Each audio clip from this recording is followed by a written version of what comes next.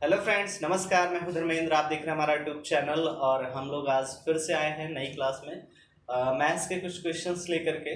तो उनको देखते हैं जो कि कंपटीशन के लिए बहुत इंपॉर्टेंट होते हैं। इस टाइप के बहुत सारे क्वेश्चन आएंगे और मेरी एक सीरीज बन रही है, उसमें आप लोग जा के देख सकते हैं कि क्वेश्चंस मैं जो लगवा रहा हूँ बहुत ही इंपॉर्टेंट है। हर टाइप के क्वेश्चन हमारे सीरीज में मिलेंगे और अभी हम और भी कंटेंट अच्छा सा लेके आएंगे, अदर सब्जेक्ट का भी लेके आएंगे। तो चलिए देखते हैं। पहला हमारा जो क्वेश्चन है यहाँ पर मैंने नोट कर रखा है। एक दुकानदार ने 5.3 केजी बादाम 2100 ग्राम यानी 2 केजी 100 ग्राम किशमिश और 2.2 केजी काजू को मिला दिया तथा इस मिश्रण के बराबर 2 दर्जन पैकेट बना दिए। प्रत्येक पैकेट का भार क्या हो जाएगा। अब हमें ये देखना है कि यहाँ पर जो हमें गिवन वैल्यूज हैं वो लिख लेता हूं मैं एक बार। यहाँ पर दिया गया एक दुकानदार ने 5.3 केजी बादाम, जो बादाम का वेट है, बादाम इक्वल्स टू, यहाँ पे लिख लेता हूँ 5.3 केजी। इसको कन्वर्ट कर देते हैं ग्राम में, यानी 5300 यानी ग्राम हो जाएगा ये। इसके बाद हमें दिया गया है किशमिश। किशमिश का जो भार है वो है 2100। यहाँ पर डायरेक्ट इन्होंने दे दिया है ग्राम में, तो ये ग्राम हो गया। इसके बाद यहाँ काजू दिया गया है, काजू बराबर, यहाँ काजू 2.2 है, मीन्स 2.2 इसको कन्वर्ट कर लेंगे ग्राम में, तो यानी हो जाएगा टोटल 2200 ग्राम। इसके बाद यहाँ पर हमें इन सबको मिला देना। मिला देने का मतलब हो गया प्लस कर देना। टोटल यानी कुल भार बराबर यहाँ हो जाएगा 5300 प्लस 2200 प्लस 2100, यानी तीनों को मैंने ऐड कर लिया है। और यहाँ पर कितने दर्जन, यानी 2 दर्जन यानी 2 दर्जन पैकेट बना दिए गए हैं, मीन्स 24 पैकेट बना दिए गए हैं। तो यहाँ पर इनको ऐड कर लेते हैं रूट में सबको, तो 5300, इसके बाद 2200 और 2100, 0 0 3 2 5 6, यहाँ पर हो जाएगा 5 2 7 और 2 9, 9600 ग्राम, यानी ये कुल भार हो गया। कुल भार जो है वो हो गया है 9600 ग्राम। और यहाँ पर 2 दर्जन पैकेट, मीन्स पैकेटों की संख्या यहाँ पे कितनी हो जाएगी, यहाँ पे पैकेट बराबर 24। अब 24 पैकेट है, 24 पैकेट से हमें ये टोटल भार को डिवाइड कर देंगे तो आ जाएगा हमारा एक पैकेट का भार। तो देखते हैं डिवाइड करके, यहाँ पे कर लेते हैं 9600 डिवाइडेड बाय 24, यानी एक पैकेट का जो भार होगा वो ऐसे निकल आएगा। तो यहाँ पर 2 1 2 2 2 4, 2 4 8, 2 8 16, 00 ये आ जाएगा। 12 1 12, 12 4 यानी 400 ग्राम। एक पैकेट का भार होगा वो हो जाएगा 400 ग्राम। तो यही हमारा आंसर है और इसको जिस तरह से मैंने कराया है आप लोग देख सकते हैं। और इसके बाद अगर कहीं डाउट है तो हमें कमेंट जरूर कीजिएगा। इसी तरह से हम नेक्स्ट क्वेश्चन देखते हैं। तो हमारे पास नया क्वेश्चन है। यदि 11012 का होल ट्वाइस यहाँ पर फिल करना है तो रिक्त स्थान में संख्या क्या हो जाएगी। यहाँ हमें ये देखना है 22 होगा, 27 होगा, 30 होगा या फिर 33 होगा। तो चलिए इस क्वेश्चन को देख लेते हैं। यहाँ पर इसको हमें जो सॉल्व करने का तरीका होता है वो ये बाइनरी सिस्टम, यानी जिन लोगों ने कंप्यूटर क्लासेस की होंगी या कंप्यूटर के सब्जेक्ट पढ़े होंगे तो उन लोगों को ये पता होगा ये बाइनरी सिस्टम है। बाइनरी सिस्टम के अकॉर्डिंग चलता है। यहाँ पर अगर हमारा ये 1 यानी 11011 का होल ट्वाइस दिया गया है, इसको सॉल्व करने का एक तरीका है। यहाँ 1 नंबर है, फर्स्ट मल्टीप्लाई कराएंगे, यहाँ जितने नंबर बचेंगे यानी 1 2 3 4, यानी ये 1 2 3 4 बचेंगे, तो यानी 2 की पावर 4 हो जाएगा, फिर प्लस करेंगे सेकंड वन, ये सेकंड नंबर चलेगा तो यानी 1 इंटू, इसके बाद 3 जीरोस आएंगे इसके ऊपर, यानी सॉरी 3 नंबर बच रहा है तो यानी 2 की पावर हो जाएगी 3।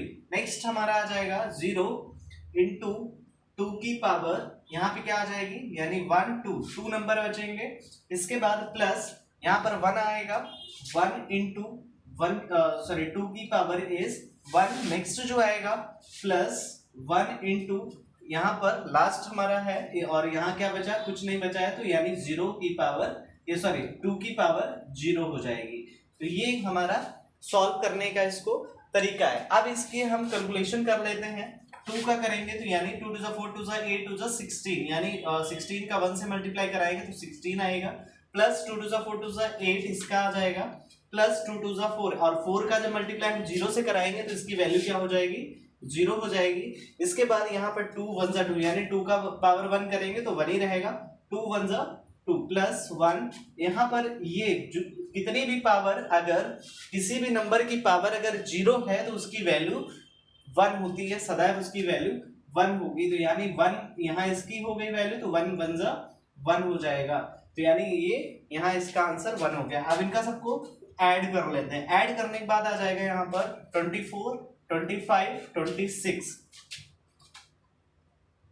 यस सॉरी ये 2 होगा यहाँ पर, ये जो वैल्यू है 2 1 जा 2 और इसका 1 हो जाएगा, यहाँ पर 2 हो जाएगा, थोड़ा सा ये ठीक है।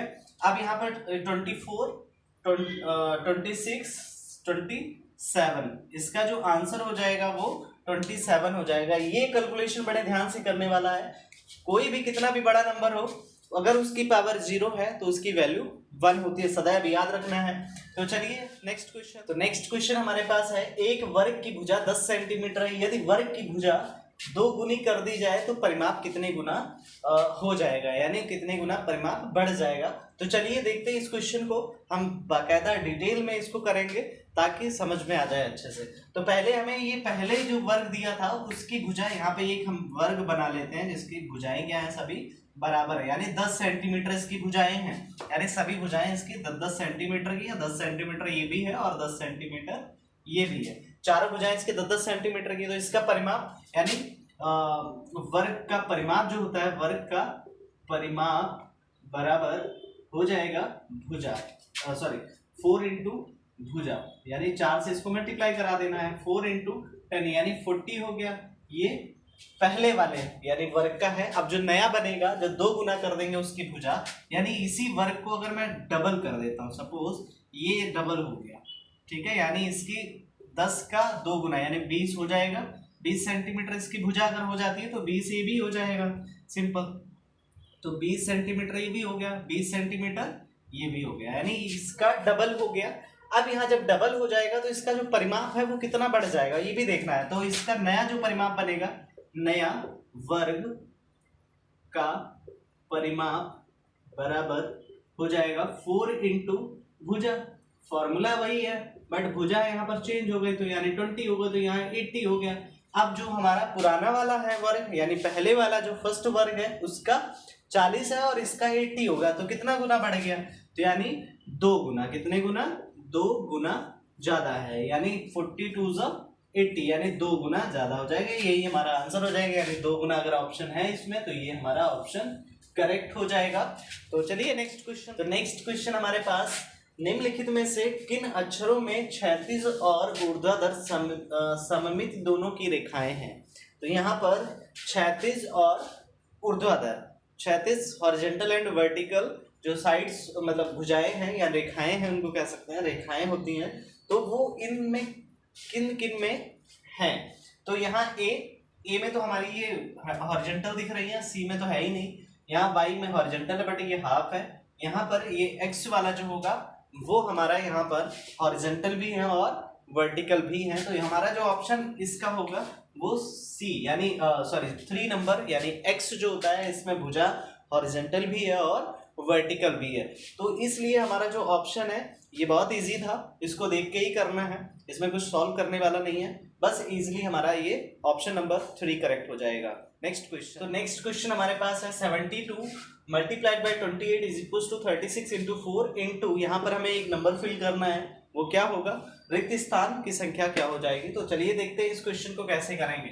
यानी 72 into 28 equal to 36 into 4 into, हम यहाँ पर लेट कर लेते हैं x जैसे लेट करेंगे ये वाली जो वैल्यू रहेगी वो इसके अपॉन में आ जाएगी, यानी हमें x की वैल्यू निकालनी है। 36 इंटू 4 हो गया इक्वल्स टू x, यानी अब इसका करेंगे 4 7 जा 28, 36 1 जा 36 2 जा, यानी 7 2 जा 14, यानी x की जो वैल्यू आएगी वो 14 हो जाएगी, यानी x जो हमारा आ गया वो 14 आ गया। अब ये जो 14 है वो 7 का गुणज भी है, यानी 7 के टेबल में भी आता है, और यहाँ पर 56 यानी 7 6 जा 42 और 7 7 जा 49, 7 8 जा 56, तो यानी ये 7 जो है 7 का गुणज है 14, तो यहाँ जो हमारा आंसर ऑप्शन में था वो 7 गुणज, यानी 7 का ये 14 जो है गुणज है, यहाँ पर 14 हमारा नंबर आ जाएगा, तो इसका जो आंसर हो जाएगा वही 14 हो जाएगा। ठीक है, तो चलिए नेक्स्ट क्वेश्चन, तो हमारे पास नया क्वेश्चन है 18 होल 3/4 में कितने चतुर्थांश हैं। चतुर्थांश का मतलब हो गया यहाँ पर इसको 4 से मल्टीप्लाई कराना है, बस सिंपल है क्वेश्चन। तो यानी 18 होल 3/4 चतुर्थांश पूछा है तो 4 से मल्टीप्लाई करा दो, सिंपल सा। यहाँ पर कंफ्यूजन के लिए चतुर्थांश लिख दिया गया है, चतुर्थांश यानी 4 से मल्टीप्लाई कराना होता है, तो यानी इसको पहले हमें मिक्स टू इम्प्रॉपर में करेंगे, यानी ये 75/4 हो जाएगा। ये तो पता ही होगा कैसे हो सकता है, यानी इसका मल्टीप्लाई और इसके साथ ऐड करेंगे, ये आ जाएगा इंटू 4 हो जाएगा। इसको सॉल्व कर देंगे तो यानी 75 इस चतुर्थांश हो जाएगा इतने, यानी 75 इसका आंसर हो जाएगा। चलिए नेक्स्ट क्वेश्चन, तो हमारा नेक्स्ट क्वेश्चन है 50 में से एक पूर्ण संख्या जोड़ी जाती है और फिर वही संख्या 50 में से घटा दी जाती है, प्राप्त दोनों संख्याओं का जोड़ क्या होगा। तो जो प्राप्त संख्याएं होंगी वो देख लेते हैं। इसमें ऑप्शन पहला है हमारा 25, दूसरा है 50, तीसरा है 0 और चौथा है डी। ये इस तरह के हर एग्जाम में क्वेश्चंस आते हैं, तो आप लोग जरूर देखिए हमारे वीडियोस को और लाइक सब्सक्राइब करते रहिए। चलिए इसको भी देखते हैं कैसे करना है। यहाँ 50 में एक पूर्ण संख्या जोड़ी जाती है, मीन्स हमने यहाँ पे मान लिया 50 में हमने जोड़ दिया है x जोड़ दिया, 50 में एक पूर्ण संख्या x लेट कर ली, माना पूर्ण संख्या बराबर x हो गई जो हमने इसमें ऐड कर दी, और फिर वही संख्या 50 में से घटा दी जाती है। फिर यहाँ पर मैंने 50 इसमें से जोड़ने के बाद फिर इसको क्या कर दिया गया, घटा दिया गया। प्राप्त हुई दोनों संख्याओं का जोड़ क्या हो जाएगा, तो इनको ऐड कर लो। यहाँ पे 50 और 50 100 हो जाएगा, और ये x और -x ये कैंसिल आउट हो जाएंगे, तो 100 इसमें जोड़ी जाएगी, तो 100 यानी डी ऑप्शन हमारा इसका करेक्ट हो जाएगा। ये क्वेश्चन बहुत इजी था, हर कॉम्पिटिटिव एग्जाम्स में आता है, तो आप लोग हमारे चैनल को सब्सक्राइब जरूर कर लीजिएगा, अपने दोस्तों को भी शेयर कर दीजिएगा। तो चलिए अब नेक्स्ट क्वेश्चन देखते हैं। तो नेक्स्ट क्वेश्चन बहुत इंपॉर्टेंट है, हर एग्जाम में आता है, तो चलिए इसको भी देखते हैं। लंबा क्वेश्चन है और बहुत ध्यान से देखना है। एक लड़का लखनऊ से 30 जून 2019 को किसी रेलगाड़ी से 9:45 मिनट पर दिल्ली के लिए रवाना हुआ। अगले दिन वह 7:15 पर दिल्ली पहुंचा। इस समय अंतराल में जो तय दूरी है वो 1140 किलोमीटर है। सॉरी, यहाँ पर मिस्टेक है, किलोमीटर है। तो रेलगाड़ी की औसत चाल क्या हो जाएगी, ये हमें ध्यान देना है। कैसे करेंगे, सबसे पहले यहाँ पर हमें टाइम निकालना पड़ेगा, उसको कितना टाइम लगा वहां तक जाने में। तो सबसे पहले यहाँ हमें देखना है 9:45 पर उसने स्टार्ट किया था जाना, और वो पहुंचा है अगले दिन, जैसे आज गया और कल वो पहुंचेगा सुबह 7:15 पर। तो 7:15 पर जब अगले दिन पहुंचेगा तो यानी अगले दिन का मतलब हो गया 24 में से हमें क्या करना पड़ेगा, ये यहाँ ज़्यादा हो जाएगा। तो हम एक काम कर लेते हैं, 9:45 पे ये गया था, ठीक है, यानी स्टार्ट यानी प्रारंभ टाइम जो है उसका 9:45 है। AM यहाँ लिख लेते हैं AM, और अंतिम जो टाइम है, अंतिम समय जो है वो है 7:15 AM। तो यहाँ पे जो इनके बीच का जो अंतर है, यानी जो इनके बीच में पहुंचने का जो समय है वो आपका निकल के आएगा, आप लोग इसको निकाल सकते हैं। यानी ध्यान देना, इसमें 9:45 से लेकर रात के 9:45 तक आपका 12 आवर हो जाएगा, रात के 12 बजे तक 12 आवर हो गया। फिर उसके बाद अगले दिन अगर हम उसमें 12 और ऐड करते हैं तो ज़्यादा हो जाएगा, बट हमें यहाँ पर आफ्टर 12 के बाद ऐड करेंगे, तो यानी ये 12 हो गया।